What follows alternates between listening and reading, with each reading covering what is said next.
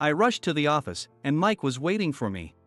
Kevin, I'm having trouble opening this file.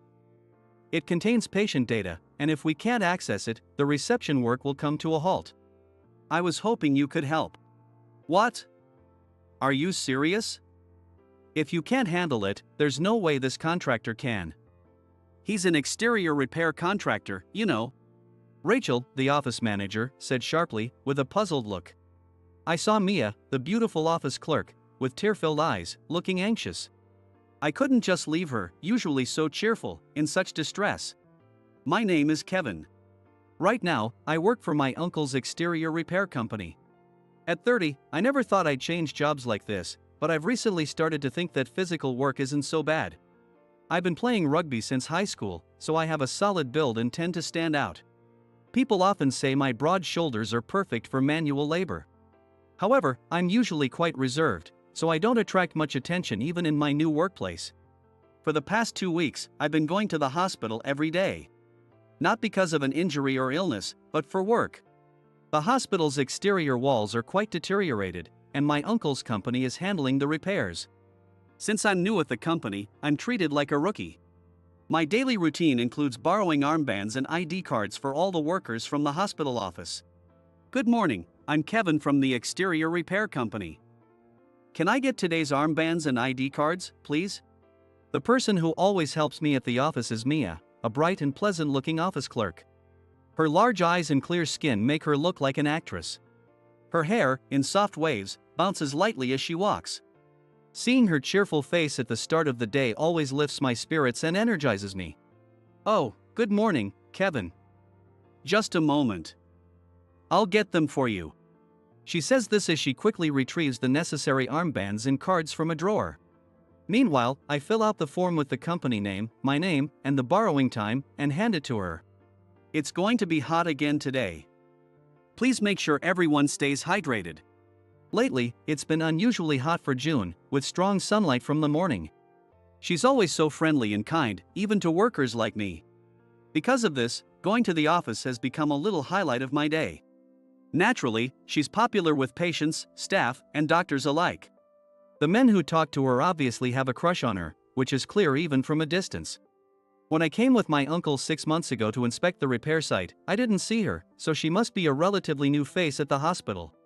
One day, when I went to borrow the work ID cards as usual, the office atmosphere was different and unusually chaotic.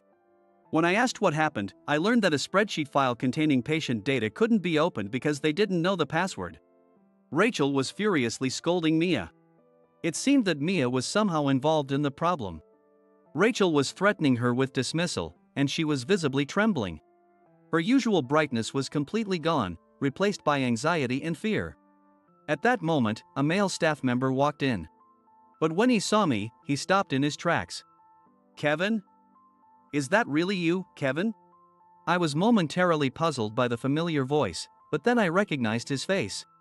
Oh, Mike? Wow, it's been a while. Are you working here? Yes, I am. I'm the IT guy here. Oh, sorry. We're in a bit of a crisis right now, so I'll contact you later. Your contact info hasn't changed. Right? Yeah, it's still the same. But I'll be here working on the hospital's exterior repairs for a while, so feel free to reach out anytime. He looked puzzled. You're doing exterior repairs? Well, okay. Sorry, but I really have to go now. With that, he hurried over to Mia's computer. I was concerned about her, who looked on the verge of tears, but it wasn't my place to intervene. Plus, with Mike handling IT, I figured things would be resolved. It seemed impossible to get the armbands and ID cards from Mia today. I reluctantly asked another office clerk to prepare them and left the office. While I was working outside, the clerk who lent me the armband came looking for me. Excuse me, is Kevin around here? She called out loudly. Yes, that's me. What's up? I replied just as loudly. Mike from IT asked me to bring you over. Not knowing what it was about, I got permission from my uncle to leave my post. Since I was still an assistant, my absence wouldn't cause much disruption. I rushed to the office, and Mike was waiting for me. Kevin, I'm sorry to bother you at work, but we're having trouble opening this file. It contains patient data, and without it, the reception work stops. I'm the IT guy here, but I mostly liaise with contractors and rarely do hands-on work. I thought you might be able to help. What?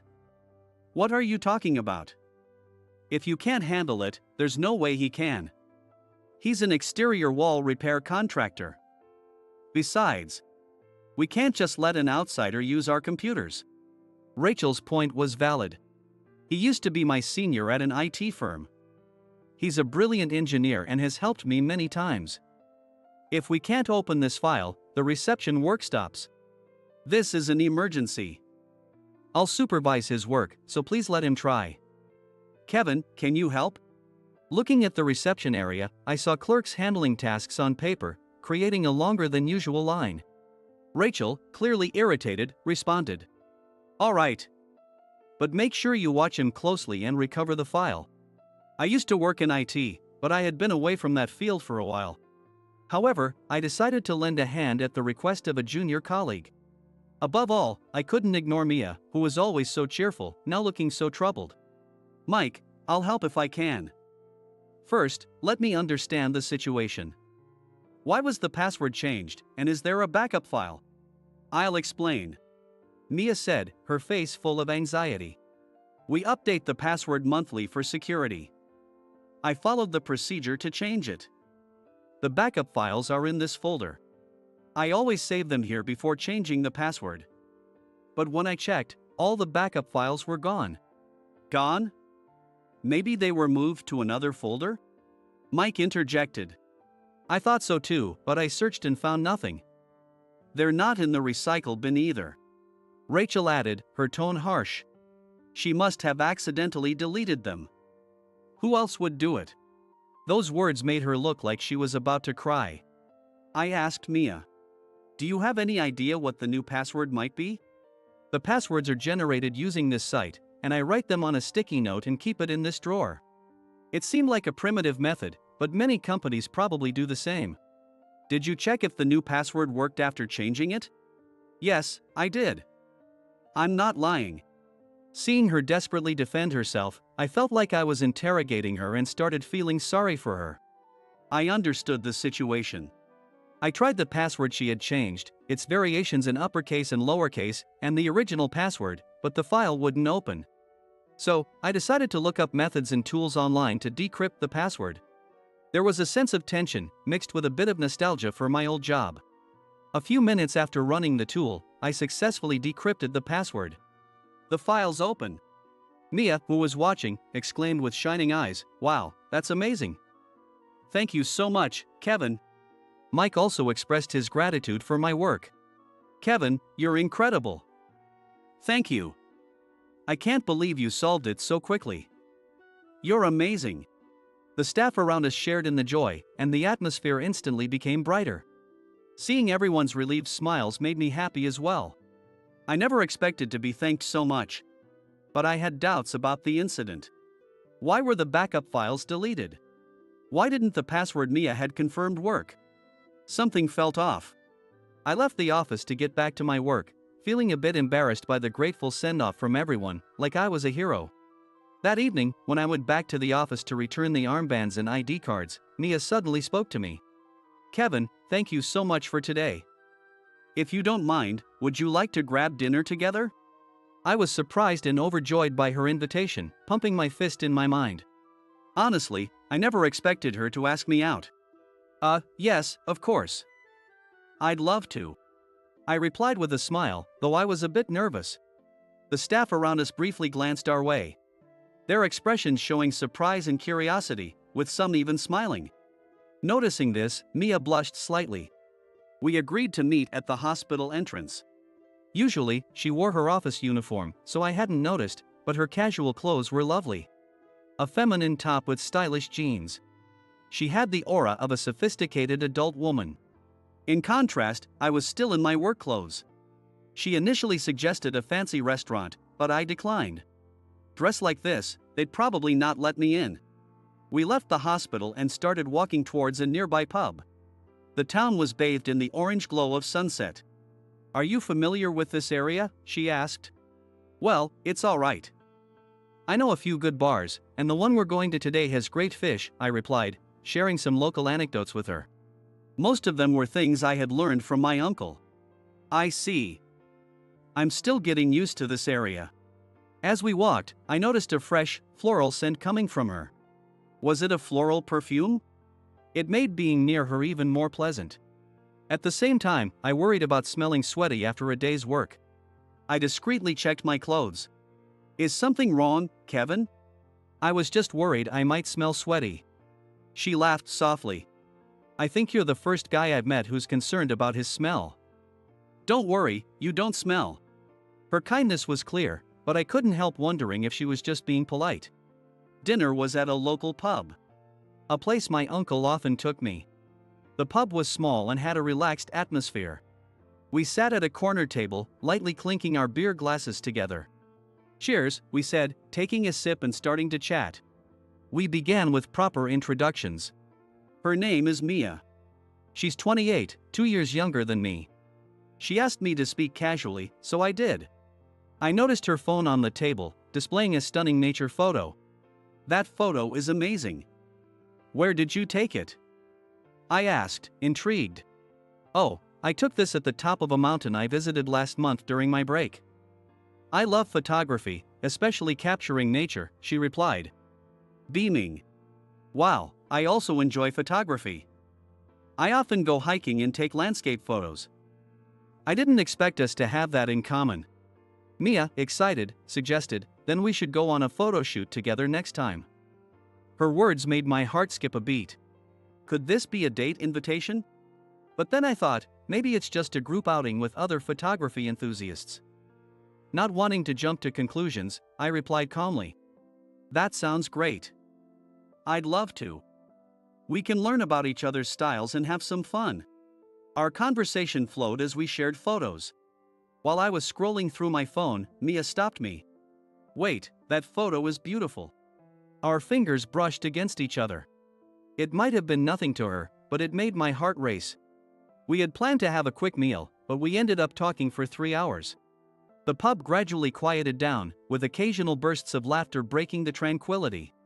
Thank you so much for today. As a token of my appreciation for solving the issue, let me cover the bill, Mia said, pulling out her purse. No, I'll pay today. I had a great time, and I want to go out with you again. Next time, I'll be in casual clothes and won't smell sweaty. She laughed softly. All right, next time it's my treat. I'll find a nice place you'll enjoy, she agreed. Her smile warmed my heart, and I felt a sense of relief. We walked back, talking about our next photo outing. On the way home, her smile and voice kept replaying in my mind, making my heart race. These feelings were clearly more than just friendship. I was becoming very aware of my growing attraction to her. The next day, whenever I went to the office, our conversations naturally increased. We talked about work, hobbies, and everyday events. I started looking forward to my visits to the office even more. When the exterior repairs at the hospital were completed, it was my last day visiting. I mustered the courage to ask Mia to exchange social media contacts to stay in touch. Mia, would you like to be friends on social media? I'd love to share more about photography and other things with you. She smiled brightly. Of course, I'd love that. I'd like to talk more with you and hear about your photography. Her positive response was a huge relief. However, despite exchanging contacts, I found myself unsure of what to message her. Having little experience with dating at 30, I was anxious about what to write and how to continue our conversations. Every time I saw her icon, my heart raced, but I couldn't find the courage to send a message.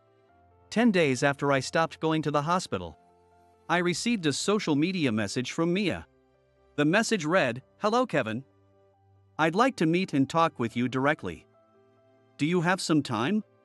Seeing her message made my heart pound. I felt guilty for not messaging her earlier. But the joy of seeing her again was much greater. I quickly replied, arranging to meet her. It had only been 10 days since we last met. But I was nervous.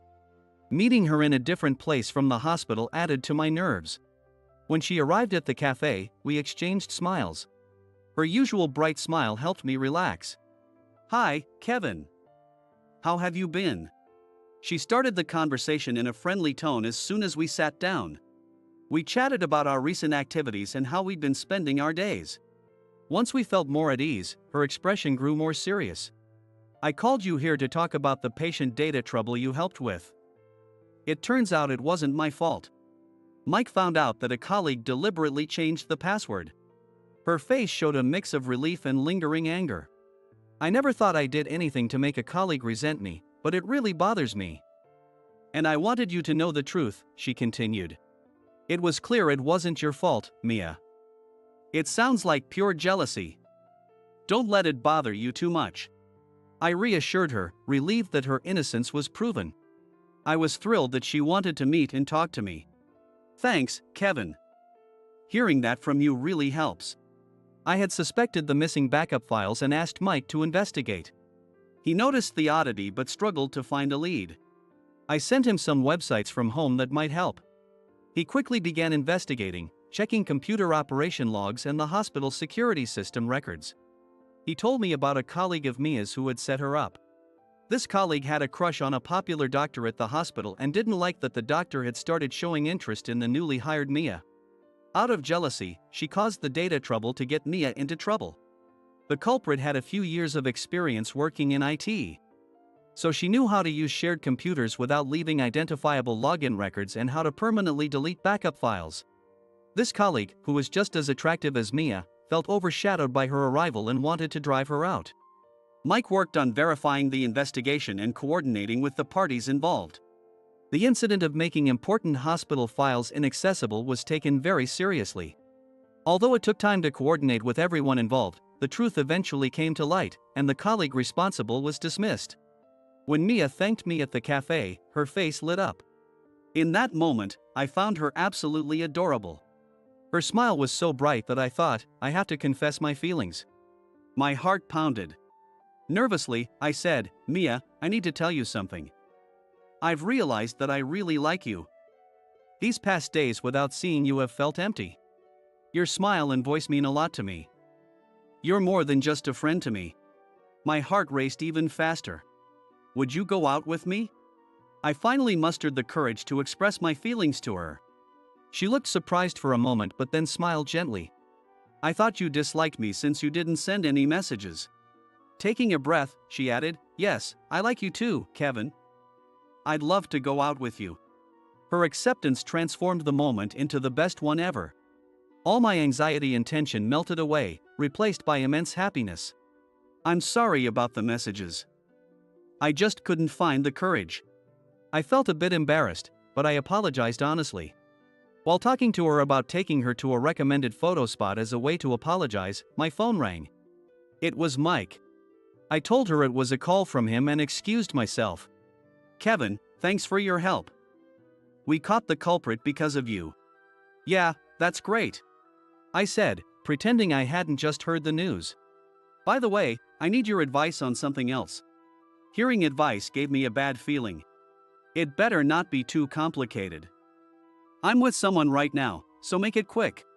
Whether you find it troublesome is up to you, Kevin.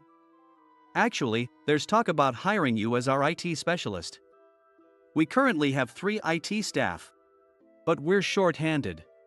Not only had I helped resolve the data trouble, but my suggestions for strengthening security and integrating patient reception information with electronic medical records had impressed the hospital. They wanted me to work as an official IT staff member. The hospital recognized these issues but lacked the IT personnel to implement solutions. I had left my previous company because I felt out of sync with their direction, which left me pretty down. Since then, I had thought physical work suited me better. But it wasn't that I disliked IT. I enjoyed logical thinking and problem solving. This proposal genuinely interested me. Got it. Let me think about it, I said, ending the call. I decided to discuss it with Mia. What do you think? As long as it makes you happy, any choice you make is fine with me. If you see it as an opportunity, you should take it. Plus, I'd be happy to work in the same place as you. Her words made me so happy. Hearing that, my fears about returning to IT vanished. One thing that still bothered me was the job my uncle had introduced me to. After quitting my previous job, I had been quite depressed. I had resigned impulsively, causing trouble for those around me. Without another job lined up, I had become a recluse, barely leaving the house. Seeing this, my mom couldn't bear it anymore and talked to my uncle. He had always been family-oriented and supportive. Upon hearing about my situation, he immediately offered me a job. "Kevin, why not help with exterior repairs? It'll be good to get outside and move around." At first, I resisted, but knowing how much they cared, I decided to work at his company. Working there indeed made my days fulfilling. Physical work lifted my spirits, and I gradually started to enjoy learning repair techniques. Seeing me become brighter, he often said, "See? Working is important." Solving the data trouble at the hospital boosted my confidence. He understood my transformation better than anyone. Would this be betraying him? The next day, I went to see my uncle before work started. It was rare for me to approach him directly. He quickly sensed that I wanted to talk and listen to me. If moving forward makes you happy, that's what matters most. Exterior repair work is important, but your happiness is paramount, he said, encouraging me warmly. His support meant more than I could express. I decided to pursue my IT career again. Oddly, this decision felt like a fresh start, and I was excited. Time flew by as Mia and I started dating. Getting to know each other deeply, we felt a bond beyond just being lovers. Naturally, this led to marriage. Married life turned out to be even happier and more fulfilling than I had imagined. We often enjoyed photography together, a passion we both shared. Next year, we'll have a child. Now, we dream of hiking and taking photos with our child.